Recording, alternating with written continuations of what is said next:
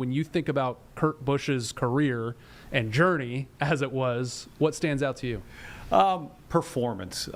Kurt, it's funny because Kurt was really the beginning of the era of young drivers. I mean, Jeff Gordon is really that person. But Kurt came in and almost had like no street cred, no skins on the wall, no anything. Yesterday he was talking at the Hall of Fame. He's like, 1999, I'm driving a Legends car around the bull ring at Las Vegas Motor Speedway.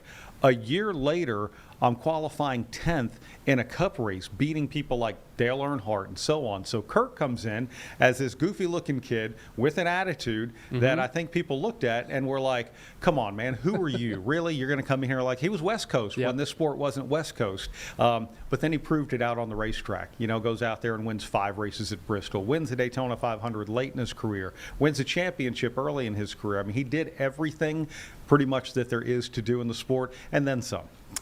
Unlike Humpy Wheeler, I have gotten the chance to meet Kurt Busch, and I'm coming in from the outside, but I've watched racing over the years, and I've seen some of the on-track stuff and the battles and the disputes, and I'm like, that's not the guy I just met. What do you know about Kurt, just the human being and the individual? So it's Kurt, on and off the track, I mean, not going to sugarcoat it. He was a guy with, a lot of angst, a lot of attitude, a very short temper in a lot of ways. And on the track, you saw the short temper. You also saw it off the track as well. And when I think of Kurt Busch, you have to think of all of those things. When I think of Kurt Busch in the Hall of Fame, I think about what he did on the racetrack and the things that he accomplished, because he went up there against the best of the best, people who had been doing this, since he was probably 8 years old, and went out there and was beating them on the racetrack. But it was that same fire that we saw with his temper at times that also fueled him.